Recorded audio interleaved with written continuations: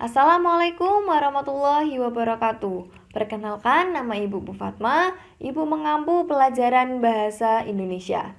Nah, sesuai dengan jadwal, kali ini kita sudah memasuki kegiatan belajar mengajar.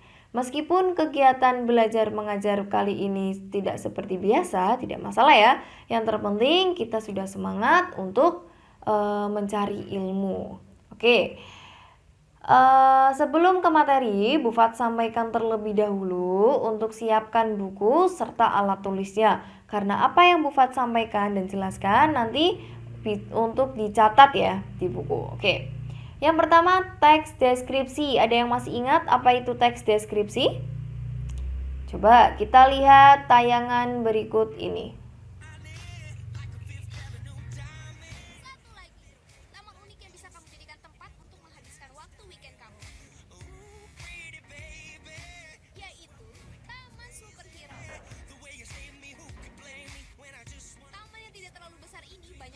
Patung-patung superhero guys. Ada Spider-Man, Superman, Batman, dan yang lain-lain.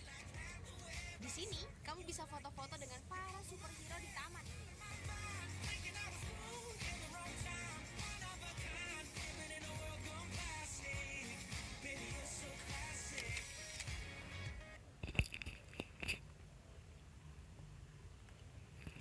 Sekarang pertanyaannya adalah, apa yang kalian dapatkan dari video tersebut? Kira-kira apa? Kita bahas ya. Yang pertama, kita mendapatkan informasi tentang sebuah taman. Taman yang sangat unik. Uniknya kenapa sih? Karena di sana terdapat banyak patung superhero. Kemudian, taman tersebut juga digunakan sebagai rekreasi karena bisa untuk selfie. Oke, kita lanjut ya. Nah, di materi kali ini, pertemuan kali ini kita akan membahas tentang teks deskripsi, tentang pengertian, tentang ciri-cirinya, dan tentang jenisnya. Kita lanjut. Yang pertama, pengertian teks deskripsi. Ada yang masih ingat apa itu pengertian teks deskripsi atau artinya? Deskripsi itu berasal dari bahasa Inggris yang artinya menggambarkan atau melukiskan sesuatu. Jadi, deskripsi ini berasal dari kata bahasa Inggris yakni describe yang artinya menggambarkan atau melukiskan sesuatu. Kalau artinya apa sih berarti teks deskripsi? Oke, ini teks deskripsi adalah teks yang bertujuan menggambarkan atau melukiskan pengalaman berupa pendengaran, perabaan, penciuman, dan perasaan.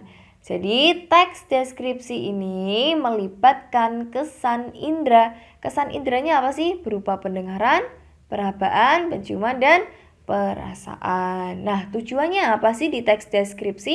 Ini bertujuan agar pembaca merasakan objek, gagasan, tempat, atau peristiwa yang ingin disampaikan penulis. Sehingga pembaca seolah-olah merasakan langsung apa yang sedang diungkapkan di dalam teks tersebut. Jadi tujuannya itu agar pembaca merasakan objek, gagasan, tempat, atau peristiwa yang ingin disampaikan penulis yang sehingga seolah-olah pembaca itu tahu dan atau pembaca itu mengalami hal apa yang sedang dibicarakan. Lanjut ya. Nah, di dalam teks deskripsi itu terdapat ciri-ciri. Ciri-cirinya apa? Ini. Yang pertama, menggambarkan atau melukiskan sesuatu. Contohnya apa tadi yang di video?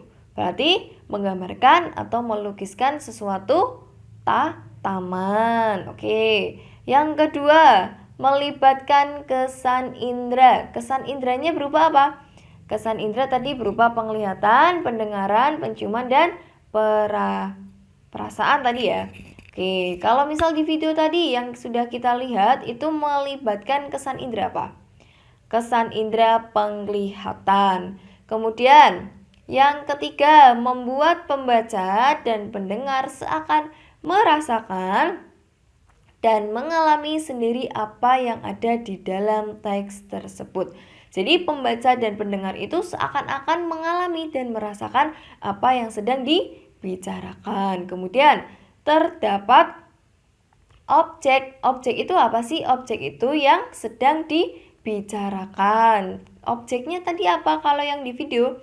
Berupa taman superhero. Kemudian menggunakan kata khusus. Kata khususnya apa? Kalau di video tadi kata khususnya berupa unik. Uniknya kenapa sih? Karena di sana terdapat patung-patung superhero. Kita lanjut ya. Kita lanjut ke yang ketiga, yakni jenis teks deskripsi.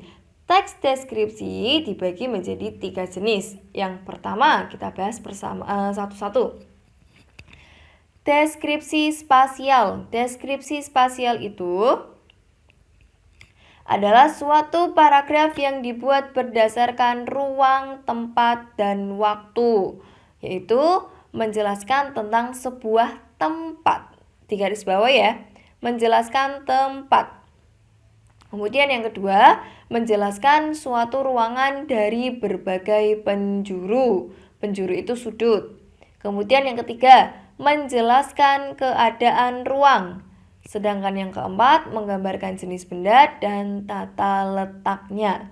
Jadi spasial itu khusus menjelaskan deskripsi yang menjelaskan tentang tempat.